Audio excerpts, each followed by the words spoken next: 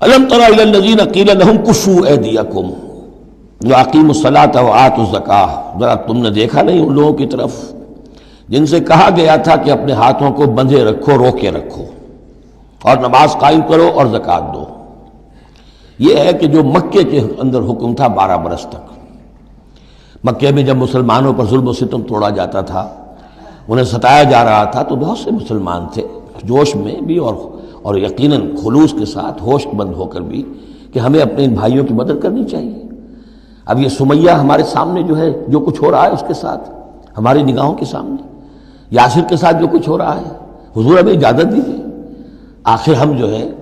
ہم نامرد نہیں ہیں، ہم بے غیرت نہیں ہیں، ہم بزدل نہیں ہیں، لیکن اجازت نہیں تھی۔ یہ منہج انقلاب نبوی کا ایشو ہے۔ اس وقت حکم یہ تھا اپنے ہاتھ تھامے رکھو۔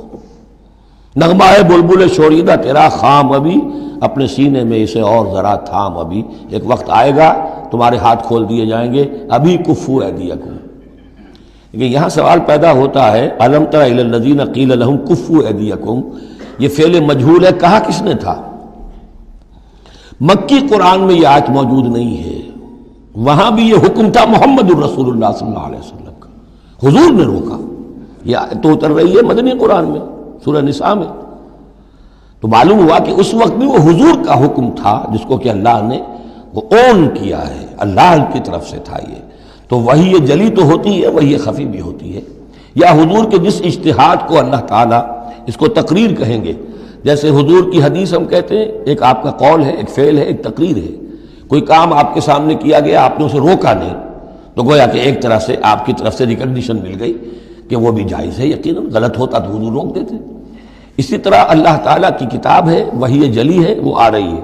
لیکن حضور کا وحی خفی بھی ہے حضور کو جو آ جاتی ہے، اور ایک یہ کہ حضور خود اجتہاد کر رہے ہیں، اس کو اگر اللہ نے روکا نہیں تو وہ گویا اللہ کی تقریر ہو گئی، اور وہ بھی اللہ ہی کی طرف سے ہو گیا، اور وہ بھی گویا کہ اللہ نے اون کر لیا۔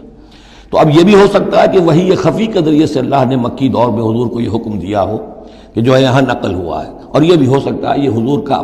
اپنا اجتہاد ہو اور اس کو اللہ تعالیٰ نے قبول کیا ہو۔ الم تر الی الذین قیل لهم کفوا ایدیکم واقیموا الصلاۃ وآتوا الزکاۃ، اب یہاں محذوف ہے۔ اس وقت تو کچھ لوگ بڑے زور شور سے کہتے تھے ہمیں اجازت ہونی چاہیے، ہم جنگ کریں، لیکن اب کیا حال ہوا؟ فلما کتب علیہم القتال، جب ان پر جنگ فرض کر دی گئی، اذا فریق منہم یخشون الناس کخشیۃ اللہ او اشد خشیہ، تو اب یہ دیکھنے میں آ رہا ہے کہ ان میں سے کچھ لوگ انسانوں سے اس طرح ڈر رہے ہیں جیسے اللہ سے ڈرنا چاہیے، بلکہ اس سے بھی زیادہ ڈر رہے ہیں۔ اب ظاہر بات ہے یہ وہ مکے کے مہاجرین نہیں ہیں، یہ اصل میں وہی منافقین مدینہ جو ہے ان کا حال ہے، لیکن کنٹراسٹ دکھانے کے لیے جو اس دور کی بات تھی اس کے مقابلے میں اس کو لے آیا گیا کہ اصل ایمان تو وہ تھا، اور یہ جو کچھ ہے شکل، یہ تو پھر کمزوری ہے اور نفاق کی علامت ہے۔ وَقَالُوا رَبَّنَا لِمَا كَتَبْتَ عَلَيْنَا الْقِتَالَ، اور وہ کہتے ہیں کہ پروردگار یہ ہم پر تو نے کیوں فرض کر دی جنگ، لَوْلَا أَخَّرْتَنَا إِلَىٰ أَجَلٍ قَرِيبٍ، ابھی اے پروردگار کچھ اور عرصے کے لیے، کچھ دیر کے لیے اور کیوں نہ مؤخر کیا اس کو۔ قُلْ مَتَاعُ الدُّنْيَا قَلِيلٌ، اے نبی کہہ دیجئے دنیا کا ساز و سامان یہ بہت حقیر سی شے ہے، وَالْآخِرَةُ خَيْرٌ لِمَنِ اتَّقَىٰ، آخرت بہت بہتر ہے اس کے لیے جو تقویٰ کی روش اختیار کرے، وَلَا تُظْلَمُونَ فَتِيلًا، اور تم پر دھاگا بھر بھی کوئی ظلم نہیں ہوگا، حق تلفی نہیں ہوگی، تمہارے جو بھی اعمال ہیں، انفاق ہے، قتال ہے، جو بھی اللہ کی راہ میں ایثار ہے، بھرپور تمہیں اس کا اجر و ثواب دے دیا جائے گا۔ اینما تکونوا یدرککم الموت، اب ظاہر بات ہے کہ قتال سے جی چرانے میں اصل سبب کیا تھا؟ موت کا خوف۔ اب اس کو کھولا جا رہا ہے جو ان کے دل کے اندر ہے۔ اینما تکونوا یدرککم الموت، جہاں کہیں بھی ہوگے موت تو تمہیں آ لے گی، پا لے گی۔ وَلَوْ كُنْتُمْ فِي بُرُوجٍ مُشَيَّدَةٍ، خواہ تم بڑے مضبوط فورٹیفائڈ دلوں کے اندر اپنے آپ کو جا کر محصور کر لو، بروج قلعے کے لیے آتا تھا، مشیدہ بہت مضبوط۔ وَإِن تُصِبْهُمْ حَسَنَةٌ يَقُولُوا هَٰذِهِ مِنْ عِندِ اللَّهِ، ان منافقین کا ایک اور طرز عمل دیکھیے، اگر مسلمانوں کو کوئی اچھی شے مل گئی، کوئی فتح ہو گئی، کوئی اور خیر آ گیا، حضور کی تدبیر کے اچھے نتائج نکل آئے، تو اسے حضور کی طرف منسوب نہیں کرتے تھے۔ کیا کہتے تھے؟ ان تصیبہم حسنۃ یقولوا ھذہ من عند اللہ، بڑا اللہ کا فضل ہوا اور اللہ کا کرم ہوا، اللہ نے کیا ہے۔ وَإِن تُصِبْهُمْ سَيِّئَةٌ، اگر کوئی تکلیف آ گئی، کوئی مصیبت آ گئی، یقولوا هَٰذِهِ مِنْ عِندِكَ، اے محمد آپ کی وجہ سے ہوا ہے،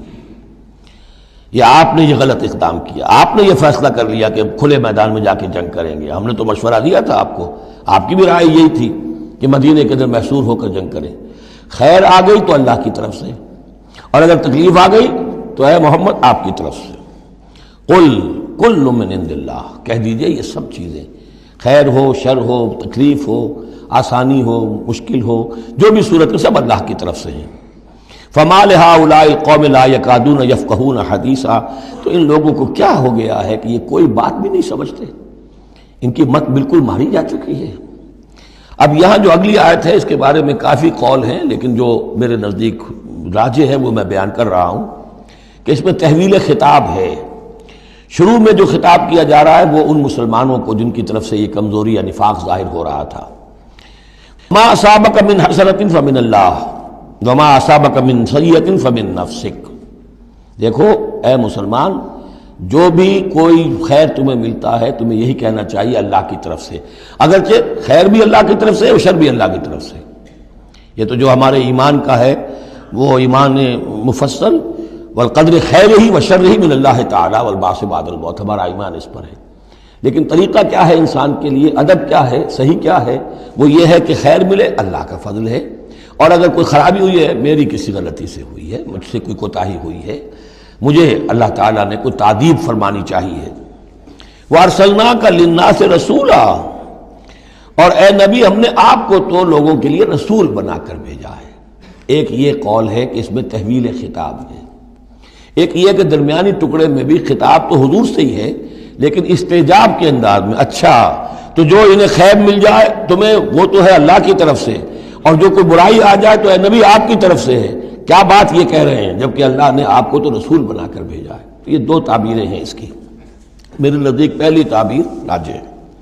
وَكَفَىٰ بِاللَّهِ شَهِيدًا، اور اللہ تعالیٰ کافی ہے گواہ کے طور پر یا مددگار کے طور پر۔ مَن يُطِعِ الرَّسُولَ فَقَدْ أَطَاعَ اللَّهَ، جو کوئی اطاعت کرتا ہے رسول کی، جس نے اطاعت کی رسول کی اس نے اطاعت کی اللہ کی۔ یہ ٹکڑا بہت اہم ہے، اس لیے کہ اس کے ساتھ ہی آپ حدیث اپنے دماغ میں ٹانک لیجئے، اپنے ذہن میں، اس لیے کہ یہ جو کام تھا سارا کا سارا ایک جماعتی زندگی کے تحت ہو رہا تھا، اور اس میں رسول جو ہے صلی اللہ علیہ وسلم وہ جنگ میں ہے تو کمانڈر ان چیف ہے، لیکن کمانڈر ان چیف کے ساتھ دوسرے چھوٹے کمانڈرز بھی تو ہوتے ہیں، میمنہ پر، میسرہ پر، قلب پر، عقب پر، ہراول دستے پر کون ہے؟ لہذا چین ہے یہ اطاعت کی، سم اطاعت کی، کہ حضور نے فرمایا من اطاعنی فقد اطاع اللہ، وہ تو یہی بات آ گئی، من یطع الرسول فقد اطاع اللہ، من اطاعنی فقد اطاع اللہ ومن عصانی فقد عصى اللہ، جس نے میری اطاعت کی اللہ کی اطاعت کی، جس نے میری نافرمانی کی اللہ کی نافرمانی کی۔ ومن اطاع امیری فقد اطاعنی، جس نے میرے مقرر کردہ امیر کی اطاعت کی اس نے میری اطاعت کی۔ ومن عصى امیری فقد عصانی، اور جس نے میرے معین کردہ امیر کی مخالفت کی یا اس کی نافرمانی کی اس نے میری نافرمانی کی۔ تو یہ چین چلے گی اوپر سے نیچے تک، جو بھی جماعت ہوگی، لشکر ہوں گے، اس میں جو ہے رینکس ہوں گے، اس میں کارڈرز ہوں گے، اسی طریقے سے یہ سم و طاعت جو ہے اس کی ایک زنجیر چلتی چلی جائے گی۔ ومن تولیٰ فما ارسلناک علیہم حفیظا، اب جو اس سے منہ موڑ دیں، روگردانی کریں، تو اے محمد صلی اللہ علیہ وسلم ہم نے آپ کو ان پر داروغہ بنا کر یا ذمہ دار بنا کر نہیں بھیجا ہے، وہ پھر اپنا معاملہ اللہ کے ہاں جا کر وہ خود اس کا محاسبہ جو ہے فیس کریں گے۔ وَيَقُولُونَ طَاعَةٌ، اور ان منافقوں کا حال یہ ہے کہ آپ کے سامنے تو کہتے ہیں طاعہ، ٹھیک ہے آپ نے جو فرمایا قبول ہے، ہم اس پر عمل کریں گے۔ فَإِذَا بَرَزُوا مِنْ عِنْدِكَ، جب آپ کے پاس سے جاتے ہیں، بَيَّتَ طَائِفَةٌ مِّنْهُمْ غَيْرَ الَّذِي تَقُولُ، اور اب ان میں سے ایک گروہ جو ہے وہ جا کر ایسے مشورے آپس میں شروع کر دیتا ہے جو خلاف ہے اس کے جو وہ وہاں کہہ کر گئے ہیں۔ سامنے تو ہو گئی، بعد میں جا کر جو ہے ریشہ دوانی، سازش۔ واللہ یکتب ما یبیتون، اور اللہ لکھ رہا ہے، نامہ اعمال ان کا تیار ہو رہا ہے، وہ جو بھی مشورے کرتے ہیں۔ فاعرض عنہم، تو اے نبی ان سے اعراض کیجئے، ان کو دفع کیجئے، چشم پوشی کیجئے، یہ کوئی نقصان نہیں پہنچا سکیں گے۔ اس میں بھی مصلحت یہ ہے کہ ابھی ان کے خلاف اقدام کرنا خلاف مصلحت ہے، جیسے ایک دور میں فرمایا گیا کہ ابھی فاعفو واصفحوا، ان یہودیوں کو ذرا ابھی ان کی شرارتوں پر نکیر نہ کیجئے، جو کہہ رہے ہیں صبر کیجئے، اس لیے کہ ابھی اسی کے اندر مصلحت ہے کہ ابھی یہ محاذ نہ کھولا جائے۔ اسی طرح ان کے بارے میں کہا کہ آرزنو، ابھی ذرا کچھ عرصے کے لیے، یہاں الفاظ تو نہیں ہے وہ عرصے کے لیے، لیکن نتیجے کے طور پر، اس لیے کہ غزوہ تبوک کے بعد پھر حضور نے ان پر گرفت شروع کی، تو وقت آ گیا کہ اس کے بعد ان کے پردے چاک کر دیے گئے، جو پردے پڑے رہے تھے اب تک وہ پردے اٹھا دیے گئے تھے۔ فَأَعْرِضْ عَنْهُمْ وَتَوَكَّلْ عَلَى اللَّهِ، اور آپ اللہ پر توکل کیجئے، وَكَفَى بِاللَّهِ وَكِيلًا، اللہ کافی ہے سہارے کے طور پر۔ یعنی ان کی یہ ریشہ دوانیاں، ان کے یہ مشورے، ان کی یہ سازشیں، یہ سب جو ہے پادر ہوا ہے، اور یہ سب نسیہ منسیہ ہو جائیں گی، آپ فکر نہ کیجئے۔ افلا یتدبرون القرآن، تو کیا یہ لوگ قرآن پر تدبر نہیں کرتے؟ پڑھتے تو ہیں، میں نے آپ سے کہا نا نمازیں تو وہ پڑھتے تھے، جو بھی منافق تھا اسے اس وقت نماز تو پڑھنی پڑتی تھی، ورنہ تو مسلمان نہ مانا جاتا۔ آج تو مسلمان مانے جانے کے لیے نماز ضروری نہیں ہے، اس وقت تو ضروری تھی، بلکہ عبداللہ ابن ابی تو پہلی صف میں ہوتا تھا، اور جمعے کے روز تو خاص طور پر حضور کے خطبے سے پہلے کھڑا ہو جاتا تھا اور اعلان کرتا تھا، لوگوں توجہ سے سنو، یہ اللہ کے رسول ہیں، اپنی چودراہٹ کے اظہار کے لیے کہ میں یہاں کا چودھری ہوں۔ تو وہ نمازیں تو پڑھتے تھے، قرآن سنتے تھے، لیکن افلا یتدبرون القرآن، قرآن پر تدبر نہیں کرتے۔ یہ قرآن ان کے سروں پر سے گزر رہا ہے، یا ان کے ایک کان سے داخل ہو کر دوسرے کان سے نکل رہا ہے۔ وَلَوْ كَانَ مِنْ عِنْدِ غَيْرِ اللَّهِ، اگر یہ اللہ کے سوا کسی اور کے پاس سے آیا ہوتا، لَوَجَدُوا فِيهِ اخْتِلَافًا كَثِيرًا، تو اس میں بہت سے تضادات وہ پاتے۔ اس پر غور کرو گے، یہ بڑا مربوط کلام ہے، اس کا پورا فلسفہ جو ہے بہت منطقی طور پر مربوط ہے، اس کے اندر کہیں کوئی تضاد نہیں ہے۔ وَإِذَا جَاءَهُمْ أَمْرٌ مِّنَ الْأَمْرِ، انہی منافقین کا ایک اور روش، جب ان کے پاس کوئی خبر پہنچتی ہے کسی بات کی، من الامن او الخوف، امن کے بارے میں یا خوف کے بارے میں،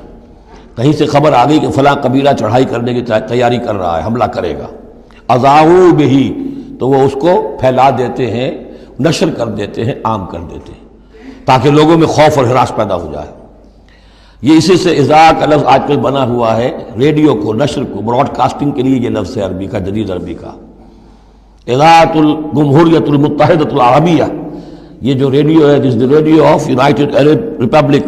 یہ میں سنا کرتا تھا کبھی، شیخ عبد الباسط عبد الصمد کی قرأت ہوا کرتی تھی مصر سے،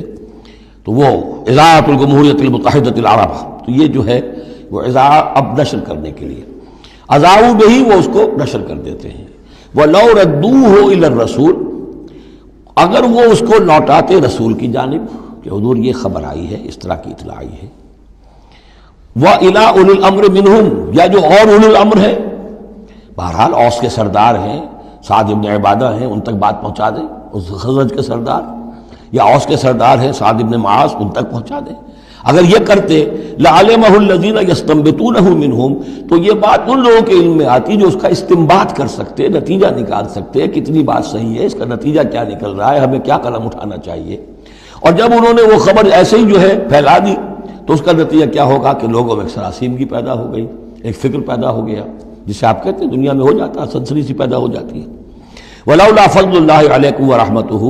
اور اگر اللہ کا فضل اور اس کی رحمت تمہارے شان میں حال نہ ہوتی، لَاتَّبَعْتُمُ الشَّيْطَانَ إِلَّا قَلِيلًا، تو تم سب کے سب شیطان ہی کی پیروی کرتے سوائے چند کے۔ فَقَاتِلْ فِي سَبِيلِ اللَّهِ، قتال کے ضمن میں غالباً میرے نزدیک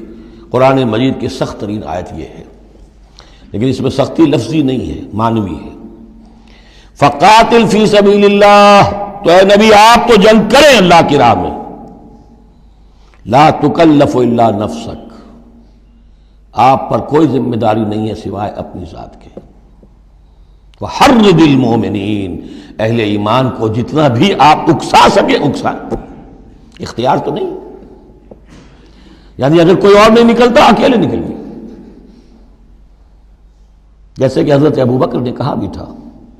جب کہا گیا کہ مانعین زکوٰۃ کے معاملے میں نرمی کیجیے، کوئی نہیں میرا ساتھ دے گا، میں اکیلا جاؤں گا، یہ عظیمت۔ تو اے نبی آپ کو تو یہ کام کرنا، آپ کا تو فرض منصب ہی ہے، آپ کو ہم نے بھیجا اس لیے، هو الذی ارسل رسولہ بالہدی ودین الحق لیظہرہ علی الدین کلہ، آپ کو تو کرنا ہے۔ فقاتل فی سبیل اللہ لا تکلف الا نفسک، کوئی اور نہیں جا رہا ہے تو آپ پر ذمہ داری نہیں ہے۔ حرض المؤمنین، یہ حرض ضاد کے ساتھ ہے، ایک حرص ہے صاد کے ساتھ، حارا صاد، حرص، طمع، کسی چیز کی لالچ، تحریس کے معنی ہو گئے کسی میں کسی شے کی ترغیب پیدا کرنا، لالچ پیدا کرنا، پرسویشن۔ حرض، یہ ضاد جو آیا ہے یہ ہے جیسے اکسانا، لوگوں کے جذبات کو جوش میں لانا، ایمان کے اندر ان کے جوش پیدا کرنا، یہ ہوگا یہ حرض۔ حرص سے یہ ضاد ایک نقطے سے بڑا فرق واقع ہوا ہے۔ وحرض المومنین عسى اللہ ان یکف باس الذین کفروا، ہو سکتا ہے یا امید ہے کہ اللہ تعالیٰ جلد ہی ان کافروں کی قوت کو روک دے، تھام لے۔ ان کی جنگ جو ابھی بڑی ان کی چلت پھرت ہو رہی ہے، ابھی یہ کچھ عرصے کی بات اور ہے، وہ وقت بس آیا چاہتا ہے کہ ان میں دم نہیں رہے گا۔ اس لیے کہ سن 5 میں، یوں سمجھیے یہ سن 4 میں نازل ہو رہی ہے سورہ نساء، سن 5 میں سورہ احزاب ہے، اور غزوہ احزاب کے بعد کہہ دیا تھا محمد رسول اللہ صلی اللہ علیہ وسلم نے کہ یہ آخری بار تھی کہ قریش ہم پر ہمراہ آور ہوئے۔ لن یغزوکم قریش بعد عامہم ھذا ولکنکم تغزونہم، اے مسلمانوں بس قریش کی بس ہو گئی ہے، اب وہ آئندہ کبھی تم پر حملہ آور ہونے کی ہمت نہیں کر سکتے، اب تو تم ان کے اوپر ان کے خلاف اقدام کرو گے۔ اس لیے 6 سال میں اگلے سال آپ نے سفر کیا عمرے کا، ٹریٹی ہو گئی، انا فتحنا لک فتحا مبینا، صلح حدیبیہ، اور اس کے بعد 7ویں سال میں اللہ تعالیٰ نے فتح خیبر عطا فرما دی، اور 8ویں سال میں مکہ فتح ہو گیا۔ وہ ایک کے بعد دوسری جو تالے ہیں وہ کھلتے چلے گئے، اور اسی وقت وہ پھر سورہ صف نازل ہو گئی تھی کہ اب وَأُخْرَىٰ تُحِبُّونَهَا نَصْرٌ مِّنَ اللَّهِ وَفَتْحٌ قَرِیب، یہ بھی غزوہ احزاب کے فوراً بعد نازل ہوئی کہ اے نبی بشر المومنین، اہل ایمان کو بشارت دے دیجئے کہ وہ سخت دور گزر گیا، اب اللہ کی طرف سے نصرت اور فتح تمہارے قدم چوما چاہتی ہے۔ عسى اللہ ان یکف باس الذین کفروا، امید ہے کہ اللہ تعالیٰ ان کافروں کی قوت کو تھام لے گا، ان کی جنگ کو روک دے گا۔ واللہ اشد باسا واشد تنکیلا، اور یقیناً اللہ تعالیٰ بہت سخت ہے جنگ میں بھی، قوت میں بھی، اور سزا دینے میں بھی، اور سختی اور عقوبت میں بھی۔ اس کے بعد پھر تمدنی چیزیں کچھ آ رہی ہیں، یہ اب پھر مسلمانوں سے خطاب آ رہا ہے۔ یہ منافقین سے 2 باتیں آ چکی، ایک اطاعت رسول جو ان پر شاق گزرتی تھی، اور ایک قتال فی سبیل اللہ جو ان کے لیے بہت بڑا امتحان بن جاتا تھا۔ من یشفع شفاعۃ حسنۃ یکن لہ نصیب منہا، انسانی معاشرے کے اندر سفارش کرنا کسی کے لیے یہ بھی ایک اس کا لازمی سا حصہ ہوتا ہے۔ کوئی شخص ہے، اس کی کوئی احتیاج ہے، آپ جانتے ہیں کہ نیک آدمی ہے، صحیح آدمی ہے، بے روپیہ نہیں ہے، دوسرے شخص کو جانتے ہیں کہ وہ اس کی مدد کر سکتا ہے، آپ جا کر اس کے لیے کہیں کہ اس کی مدد کی جائے، میں اس کو جانتا ہوں، یہ کوئی پروفیشنل بیگر نہیں ہے۔ یا اسی طرح کا معاملہ، کوئی مقدمے کا مسئلہ ہے، آپ کے علم میں کچھ حقائق ایسے ہیں کہ جو فائل کے اوپر جو پولیس نے جو بھی کر رکھی ہے کارروائی، وہ دھوکہ دینے والے ہیں، ڈیسیونگ ہے، تو آپ جاتے ہیں کسی کے پاس اور کہتے ہیں کہ یہ بات یوں ہے، تو یہ کوئی بری بات نہیں ہے۔ اچھائی کے لیے، نیکی کے لیے، بھلائی کے لیے، خیر کے لیے، عدل کے لیے، انصاف کے لیے اگر سفارش کی جائے تو اس میں کوئی حرج نہیں، بلکہ اس سے اللہ تعالیٰ ثواب عطا فرمائے گا۔ من یشفع شفاعۃ حسنۃ، جو کوئی سفارش کرتا ہے اچھی، یکن لہ نصیب منہا، اسے اس میں سے بھی حصہ ملے گا، اس کی نیکی، اس کے اجر و ثواب میں سے اسے حصہ ملے گا۔ ومن یشفع شفاعۃ سیئۃ یکن لہ کفل منہا، اور کسی نے بری سفارش کی، غلط سفارش کی، جھوٹی کی، حقائق کو توڑا مروڑا، تو پھر اس کے جرم کے اندر جو جس کے لیے وہ سب کچھ کر رہا ہے وہ بھی شریک ہو گیا، اس کا برابر کا حصہ دار ہو گیا۔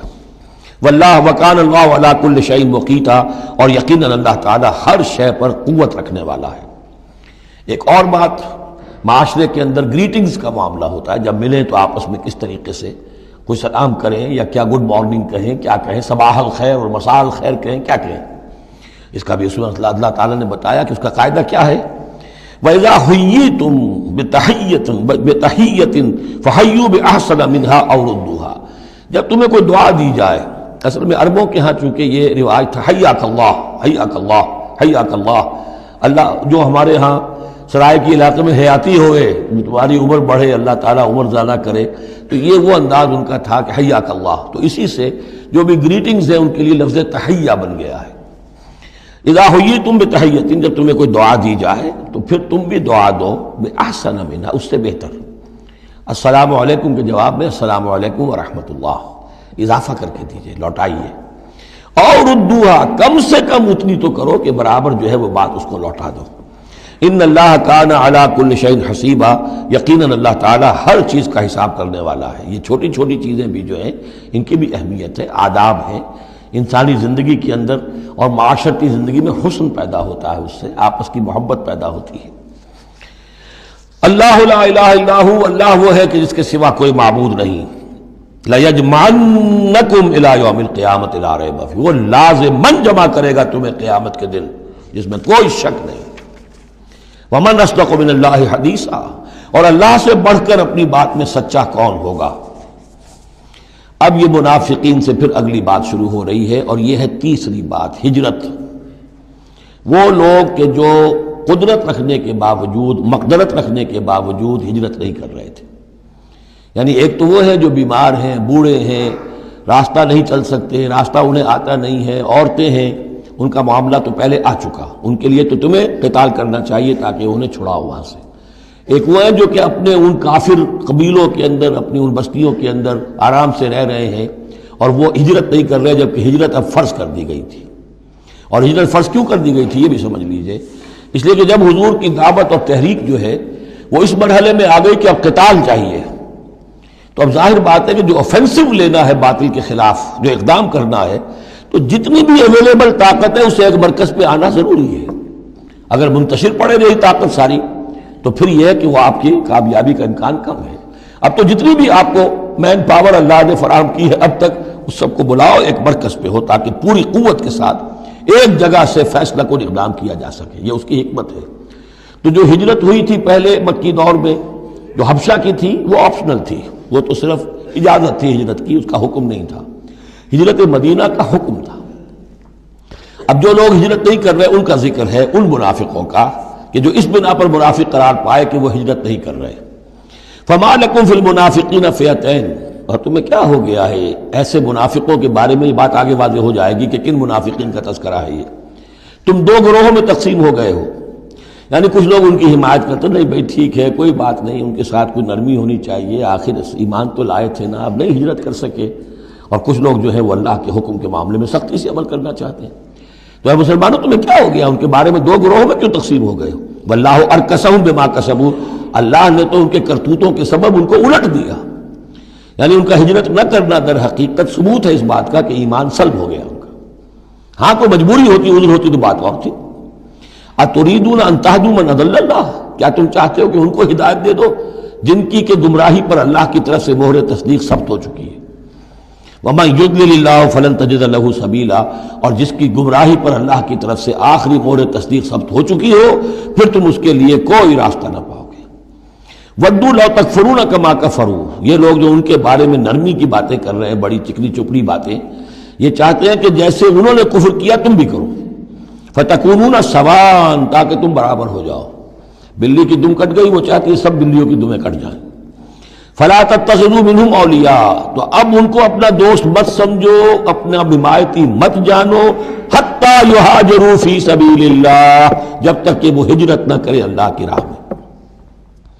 یہ گویا کہ اب لٹمس ٹیسٹ ہے ان کے ایمان کا، ہجرت نہیں کرتے تو گویا کہ مومن نہیں ہے، منافق ہے۔ وَإِن تَوَلَّوْا، اور اگر وہ پیٹ موڑ لیں، ہجرت نہ کریں، فَخُذُوهُمْ، پکڑو انہیں، وَاقْتُلُوهُمْ، قتل کرو انہیں، حیث وجدتموہ، جہاں پاؤ۔ یعنی پھر وہ کافروں کے حکم میں ہے، چاہے وہ کلمہ پڑھتے ہوں، لیکن اگر ہجرت نہیں کر رہے ہیں، جو ہجرت فرض کر دی گئی ہے ان پر، اگر وہ نہیں کر رہے ہیں تو گویا کہ وہ کافروں کے حق میں ہے، اسی کے حکم میں ہے، انہیں پکڑو، قتل کرو جہاں پاؤ۔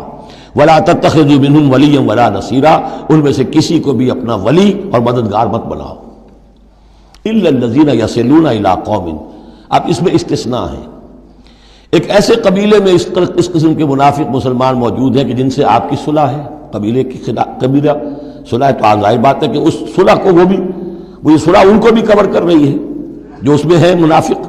إِلَّا الَّذِينَ يَصِلُونَ إِلَىٰ قَوْمٍ بَيْنَكُمْ وَبَيْنَهُم مِيثَاقٌ، سوائے ان کے کہ جن کا تعلق ہو ایک ایسی قوم سے، ایسے قبیلے سے کہ جن کے اور تمہارے درمیان کوئی معاہدہ ہے، اور یا دوسری شکل کیا ہے، اور جاؤکم حسرت صدورہم، یا ایسے لوگ بھی ہوتے تھے جو آئے تمہارے پاس اور ان کے دل جو ہیں بڑے تھوڑے ہو گئے ہیں، تنگ ہو گئے ہیں، ان یقاتلوکم او یقاتلوا قومہم، ان میں اتنی جرت نہیں رہی ہے کہ وہ آپ کے ساتھ ہو کر اپنی قوم کے خلاف لڑے، یا اپنی قوم کے ساتھ ہو کر آپ کے خلاف لڑے۔ مسلمانوں اب چونکہ انسانی معاشرے میں ہر سطح کے لوگ ہوتے ہیں اور ہر حال میں رہے ہیں، ہر دور میں رہے، ہر دور میں رہیں گے، تو یہ گویا کہ تو مینول آف ریولوشن ہے، ریولوشنری اسٹرگل کے اندر اس طرح کی سچویشنز آئیں گی، ہر قسم کے انسان ہوں گے۔ کچھ ایسے کمزور لوگ تھے، وہ کہتے تھے بھائی ہمارے لیے لڑنا بھڑنا مشکل نہیں ہے، نہ مشکل ہے، نہ تو ہم اپنی قوم کے ساتھ ہو کر مسلمانوں سے لڑیں گے، نہ مسلمانوں کے ساتھ ہو کر اپنی قوم سے لڑیں گے۔ ان کے بارے میں بھی کہا کہ ان کو بھی دفع کرو، ان کو بھی قتل نہ کرو، ان کو بھی چھوڑ دو، ان کی بھی جاں بخشی کرو۔ تو دو استثناء آ رہے ہیں، ایک تو استثناء کن سے ہے کہ جن کے ساتھ، جن کے قبیلے کے ساتھ تمہارا معاہدہ ہے، اس کے منافقین کے اوپر وہ حکم نہیں آئے گا خذوہم وقتلوہم حیث ثقفتموہم کہ انہیں پکڑو اور قتل کرو جہاں پاؤ۔ دوسرے وہ ہیں کہ جو یہ کہہ دیں کہ حضور ہمیں بس یہ قبول کر لیجئے، ہم نہ آپ کے ساتھ ہو کر اپنے قوم سے لڑ سکتے ہیں، یہ ہمت ہمارے اندر نہیں ہے، نہ یہ ہے کہ ہم وعدہ کرتے ہیں کہ آپ کے خلاف اپنی قوم کی کبھی مدد کریں گے۔ تو فرمایا وَلَوْ شَاءَ اللَّهُ، اگر اللہ چاہتا لَسَلَّطَكُمْ عَلَيْكُمْ فَلَقَاتَلُوكُمْ، یہ بھی تو ہو سکتا تھا کہ اللہ انہیں تمہارے خلاف مسلط کر دیتا اور وہ تمہارے خلاف قتال کرتے۔ فَإِنِ اعْتَزَلُوكُمْ فَلَمْ يُقَاتِلُوكُمْ، اب اگر انہوں نے تمہیں چھوڑ دیا اور تم سے جنگ نہیں کر رہے ہیں، وَأَلْقَوْا إِلَيْكُمُ السَّلَامَ، اور تمہاری طرف وہ صلح پیش کر رہے ہیں، فَمَا جَعَلَ اللَّهُ لَكُمْ عَلَيْهِمْ سَبِيلًا، تو ایسے لوگوں کے خلاف اقدام کرنے کی اللہ نے تمہیں اجازت نہیں دی ہے۔ تو سمجھتے جائیے اس بات کو کہ جو منافق ہیں ان میں سے عام قاعدہ یہ ہے کہ اب جو بھی اقدام ان کے خلاف ہوگا انہیں پکڑو اور قتل کرو، وہ کافروں کے حکم میں ہے اگر وہ ہجرت نہیں کر رہے۔ اللہ یہ نمبر ایک کہ ان کے قبیلے سے تمہارا معاہدہ ہے تو وہ کور کر جائے گا ان کو۔ دوسرا یہ کہ وہ آ کر اگر یہ کہہ دے کہ ہم نیوٹرل ہو جاتے ہیں بالکل، تب بھی انہیں چھوڑ دو۔ تیسرا ایک اور کیا،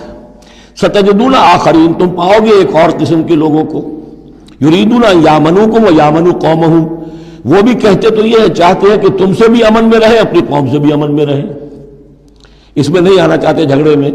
کلما ردوا الی الفتنۃ ارکسوا فیہا، لیکن جب کہیں کوئی آزمائش کا وقت آتا ہے تو وہ اس کے اندر اونجھے ہو جاتے ہیں۔ جب دیکھتے ہیں کہ ہماری قوم کا پلڑا بھاری ہے تو مسلمانوں کے ساتھ جو ہے وہ جنگ کرنے کے لیے بھی تیار ہو جاتے ہیں کہ اب تو فتح ہماری ہونے والی ہے تو مال غنیمت میں سے ہمیں بھی حصہ مل جائے گا۔ فَإِن لَمْ يَعْتَزِلُوكُمْ، تو ایسے لوگ اگر تم سے علیحدہ نہیں رہتے، باز نہیں رہتے تمہارے خلاف لڑنے سے، وَيُلْقُوا إِلَيْكُمُ السَّلَامَ، اور اگر تمہارے سامنے صلح پیش نہیں کرتے، وَيَكُفُّوا أَيْدِيَهُمْ، اور اپنے ہاتھ نہیں روکتے، فَخُذُوهُمْ، تو پکڑو انہیں، وَاقْتُلُوهُمْ، اور قتل کرو انہیں، حَيْثُ ثَقِفْتُمُوهُمْ، جہاں بھی کہیں پاؤ۔ یعنی اگر غداری انہوں نے کہی ہے، ایک وعدہ کیا تھا اس کے خلاف کیا ہے، تو پھر یہ وہ جو امان تھی وہ ختم ہو گئی۔ وَأُولَٰئِكُمْ جَعَلْنَا لَكُمْ عَلَيْهِمْ سُلْطَانًا مُبِينًا، ایسے لوگوں کے خلاف ہم نے تمہیں سند اور قوت عطا کر دی ہے کہ تم اس کے خلاف کھلا اقدام کر سکتے ہو۔